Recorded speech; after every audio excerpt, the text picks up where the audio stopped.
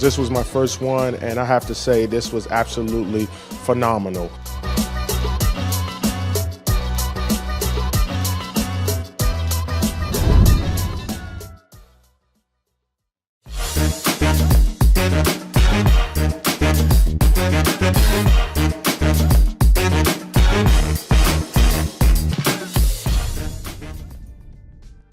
Hey, this is Ashley Stevens with Black Enterprise here at the Black Men Excel Conference, and excited to spotlight a Black man who excels. Dr. Reginald Porter Jr. is the founder and CEO of R.S. Porter Consultancy, LLC. Excited to have you here. Thank you, I appreciate it. Tell us who you are and what you do. I'm Dr. Reginald L. Porter Jr. I am the founder of R.S. Porter Consultancy, which focuses on individuals who are ready to transition in their careers after retirement. That's really cool. Yes. How long have you had your own business, own consultancy? Well, I started it recently in June. I finished my PhD at Jackson State University in higher education administration, but I've had experience working in IT and fundraising and also in educational spaces. And I realized that there's a constituency of individuals who are probably 50 to 55 in the next couple of years who are going to retire from their careers that they've been in for 20 or 30 years. And they're probably looking to transition to another area outside of education. And I want to be that conduit to help them transition to something else. Awesome.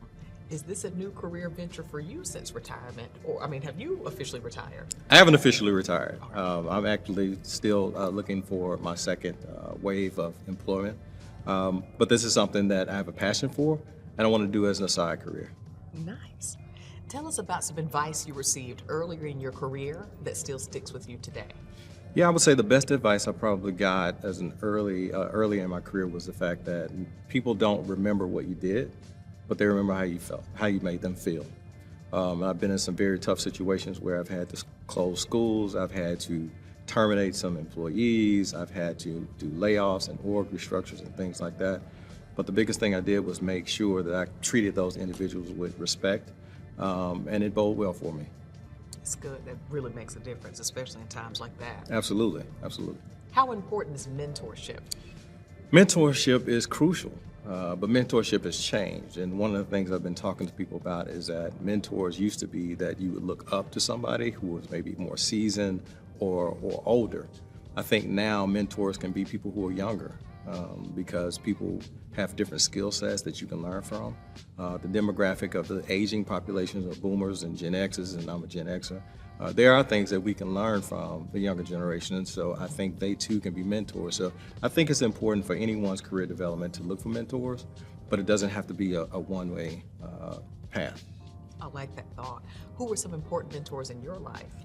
Most important one was my father. My father, who guided me as a minister. I saw him walk with kings and deal with paupers as well. And so I understand how to treat different people at different levels. The church itself is that not necessarily just a place of worship. It was a place of political stability. It was a place that took care of people's neighborhoods and their families and those kinds of things. So I understood the dynamic of dealing with people from him. I would say my mother is the other person, and she's the eternal optimist. There's absolutely nothing that you can't do or anyone else can't do, given the opportunity and the tools to do it. Did you adopt some of that mentality, the ultimate optimist? I did, but I will say I'm a guarded optimist. I'm also a realist. The more I've moved up in senior leadership, I do understand that as optimistic as you can be, there are times where realism kicks in and you just have to meet things where they are to reach your goals. That's very true. Tell us about your leadership style. I'm a transformative leader. If you look at my resume, I've tackled a lot of things that people thought could not be done, could not be tackled, could not be accomplished. I've been in some very vicarious positions, and I've left the organization in better states than I've actually gotten them. But I would say that's because I have a mentality of adaptation. I believe to be a leader, especially now, post-COVID, with digital transformation, with all the disruptions that are coming, you have to be one that adapts to people, technology, and the environment itself, the political unrest that may come. So I find myself a transformative leader that adapts to many different situations. Love it. Now, as a Black man, what challenges have you faced in your industry? Well, I've been across multiple industries, and the biggest challenge still remains the stereotypes that exist amongst black men because of what people either have perceived or just never experienced. I'll tell you, when I worked in higher education, this was in my 20s and 30s. There were people who had never been around a black person at all. People who wanted to touch my skin just because they'd never been around anybody black. And so the perceptions they had about black men specifically were that of those things that they saw on television or gained from their families. Now just imagine their families had never been around black people either. Those things still exist now. Just recently, within this year, I've met people specifically who never had a black person on their team in corporate America. And so we still face those kinds of challenges, and we work to, of course, mitigate any risk or issues that may come from it. But black men still have to overcome the opportunity to show themselves as viable entities within any organization. Wow, I'm just curious, what city was this that people had never encountered someone black? Well, I won't say the city, I will say the state. The state was Indiana. Okay. The state was Indiana. But it's happened in Arkansas. It's happened in Tennessee.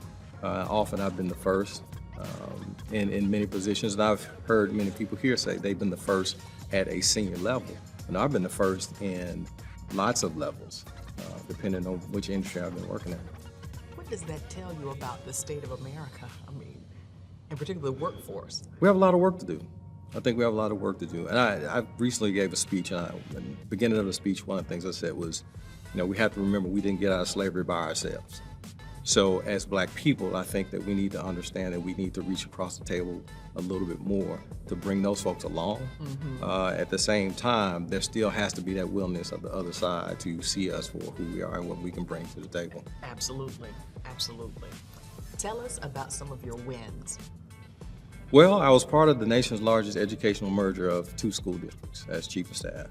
And the superintendent and I met some very, very challenging times.